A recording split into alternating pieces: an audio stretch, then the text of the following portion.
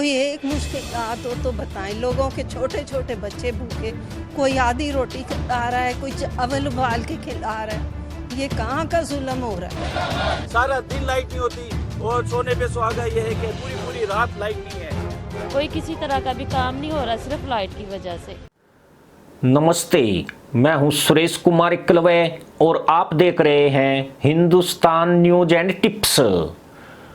पाकिस्तान इतिहास के सबसे बुरे संकट में घिर गया है। उसके पास विदेशों से तेल और गैस खरीदने के पैसे नहीं बचे हैं। इसके चलते न सिर्फ देश के घूमते पहिए थमने का खतरा बढ़ गया है, बल्कि मोबाइल और इंटरनेट सेवाएं भी बंद हो सकती है। इतना ही नहीं, तालिबान के एक फैसले ने भी पाकिस्तान में उत्पन्न इस ऊर्जा संकट को और अधिक गहरा दिया है। अफगानिस्तान से सस्ता कोयला आयात करने के ख्वाब देख रहे मदरसा मुल्क को तालिबान ने बड़ा झटका देते हुए कोयले के दाम में 30% का इजाफा कर दिया है। इस वक्त पूरा पाकिस्तान भयंकर पावर क्राइसिस से जूझ रहा है। अगले महीने होने वाली गैस सप्लाई की डील भी नहीं हो सकी है। वही आंकड़े लगातार यह दिखा रहे हैं कि पाकिस्तान लिक्विड गैस की सप्लाई के लिए जूझ रहा है, जबकि तेज गर्मी के बीच यहां पर इसकी सबसे ज्यादा डिमांड है। वही बिजली के लिए पाकिस्तान सरकार ने सरकारी कर्मचारियों के काम के घंटे कम कर दिए हैं। साथ ही कराची समेत विभिन्न शहरों में शॉपिंग मॉल्स और फैक्ट्रियों को शाम से पहले बंद करने का आदेश दिया है। पीएम शहबाज शरीफ ने स्पष्ट कर दिया है कि पाकिस्तान सरकार के खजाने में इतना पैसा नहीं है कि वह दूसरे देशों से तेल और गैस खरीद सके। इन्हीं वजहों से अगस्त 2021 की तुलना में जून 2022 में पाकिस्तान में तेल के आयात में 50% तक की कमी आ गई है। दरअसल मदरसा मुल्क में बिजली संकट के पीछे की मुख्य वजह आर्थिक बदहाली है।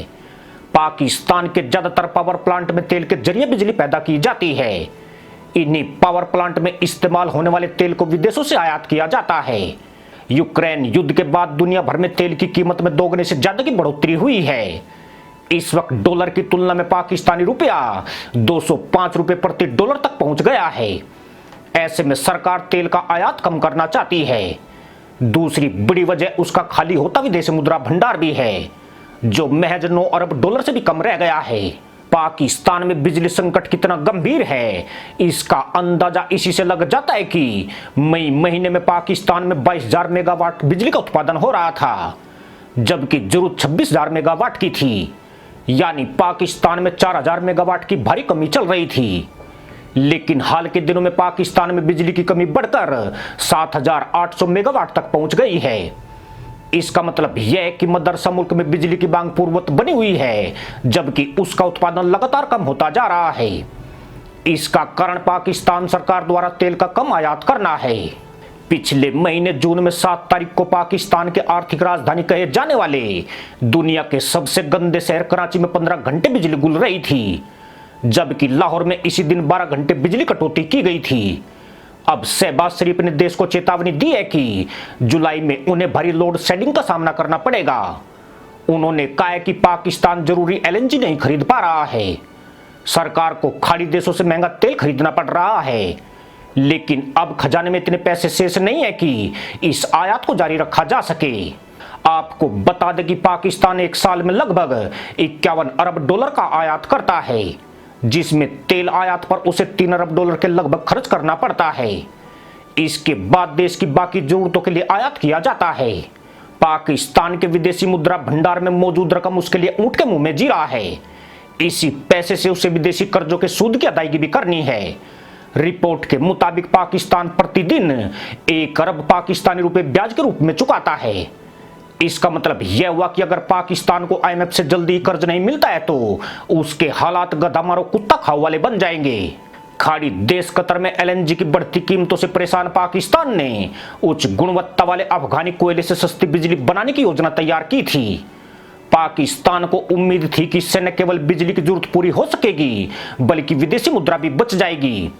शहबाज सरकार ने डॉलर की बजाय पाकिस्तानी रुपए में अफगानी कोयले के आयात को मंजूरी दे दी थी, लेकिन तालिबान को पाकिस्तान की इस धूर्त मुल्ला पॉलिसी की भनक लग गई। अफगान मंत्रालय ने कोयले के दाम को $90 प्रति टन से बढ़ाकर $200 प्रति टन कर दिया। साथ ही भुगतान में डॉलर लेने की शर्त जोड़ दी। अफगान मंत्रालय ने कहा है कि दुनिया में कोयले के दाम बढ़ने की वजह से उन्होंने ये दाम बढ़ाया है। उधर शहबाज शरीफ उम्मीद लगाए बैठे थे कि अफगानिस्तान से सस्ते कोयले के आयात से उन्हें कम से कम $2 अरब की बचत हो जाएगी, पर तालिबान ने उनके सारे अरमानों पर पानी फेर दिया है। अब मदरसा मुल्क के सामने बिजली की भारी कमी कई संकट को जन्म देने वाली है। इससे सिर्फ मोबाइल, इंटरनेट और फैक्ट्रियों के पहिए ही धीमे नहीं पड़ेंगे, बल्कि गंभीर खाद्य संकट में और अधिक इजाफा होने वाला है। पाकिस्तान की कृषि अधिकतर बिजली चालित ट्यूबवेल पर निर्भर है। बिजली कटौती के चलते उनकी फसलें पहले ही बर्बाद हो रही है। अगर यह बिजली क्राइसिस और अधिक बढ़ा तो बाजार में सब्जियों, चावल और दालों का अकाल भी पड़ सकता है। इसी के साथ अनुमति दोस्तों, जय जवान, जय किसान, जय हिंद, वंदे मातरम।